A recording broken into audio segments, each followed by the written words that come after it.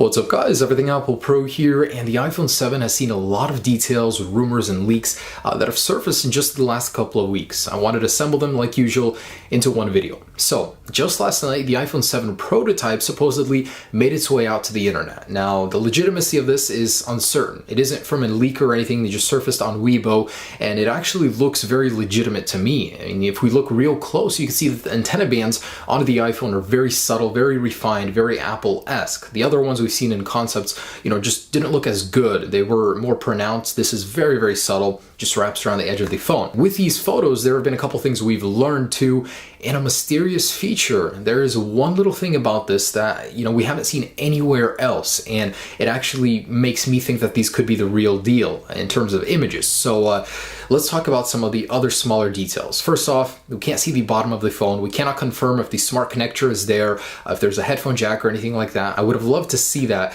but on the top of the phone, near the camera, we can see that there is an extra port. What could this be? There's a lot of speculation around the internet, and what the heck is that port? What is it for? And as the actual poster points out, basically it's laser focus. That's just as simple as that. So the HTC, the new phone they released, a lot of major phones nowadays have this. Now this one is hidden behind a little piece of plastic right below the flash unit. And laser focus in general allows for faster focus, better quality in low light, especially when it comes to focusing, and all around it's the future of focus. Now, I could definitely see Apple adopting this in the iPhone, and with that little pinhole near the camera, that could be exactly what that is. Now, it's not confirmed, but, it makes sense. So, laser autofocus in the standard iPhone 7. The iPhone 7 will not be getting the dual lens camera, but Apple is still set to be making upgrades to it. The Samsung Galaxy S7 sensor might actually make its way into the iPhone 7. As ridiculous as that sounds, Sony produces some of these sensors for Samsung, and Apple and Sony have had a very, very long partnership when it comes to cameras. Now, a Reddit user actually took the photo and put an iPhone 6s to scale,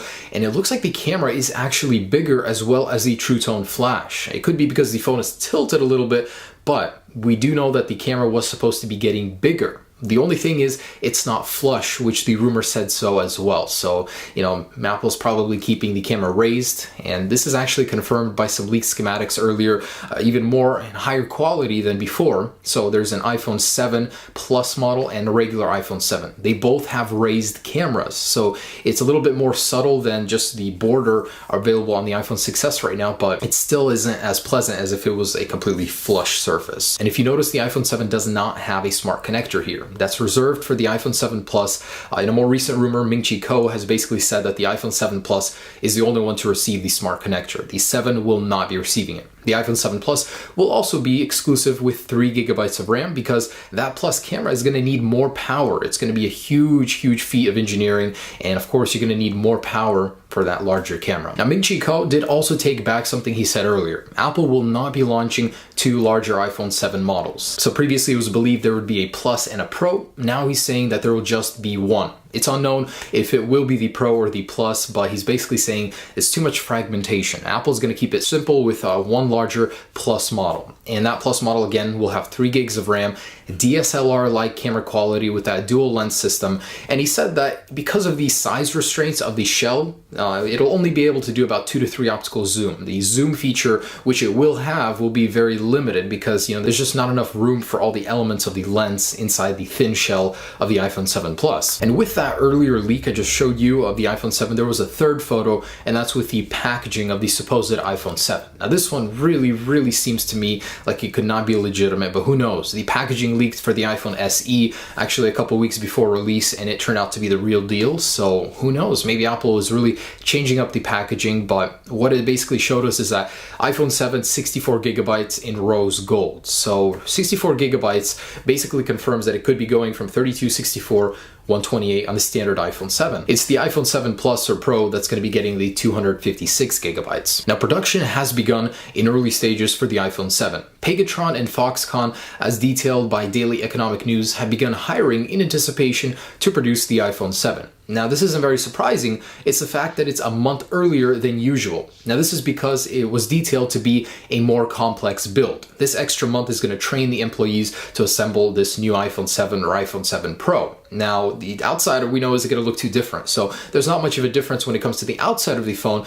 It's the internals. There's going to be a new fan-out technology for the chips, the A10 processor, 3 gigs of RAM on the iPhone 7 Pro. Now, all these new components are going to require new and more training. Now, it has been confirmed in the past that Intel will be producing the LTE modem chips for the iPhone 7. Now, there's a new confirmation of that, and basically saying that Intel won't be doing all of the manufacturing by themselves. They'll only be doing 50% of it. 50% of the work will go to TSMC and another chip manufacturer. So, to make things easier, because Intel just laid off a ton of employees, they have 1,000 people working actively on the iPhone 7 modem chip, but they're going to need help with producing it in mass quantities. So that's why they've hired these companies. And a smaller little detail, Apple has just hired 2 engineers that actually focus on wireless charging. Will we see it on the iPhone 7? No. I mean, there's almost no chance of that happening, but this is for the upcoming one in 2017. It's nothing new. Apple's been hiring for wireless charging engineer-related jobs for over 2 years already. So we know Apple's working on it. It's just unlikely to happen for this year. Anyways, guys, that's the latest in the iPhone 7 news. Just wanted to fill you in on all the latest details. It's very exciting. The new iPhone 7 might feature a much faster laser autofocus. I think it's great. I loved it on the HTC 10. It's very, very fast, very precise, and the iPhone 7 could certainly use that. And I like the fact that Apple will be making good changes to the base iPhone 7 instead of just focusing all out on the larger iPhone 7 Plus or 7 Pro. But thanks so much for watching, guys. Have a great day. Stay tuned for any and all news on the upcoming iPhone 7. Peace.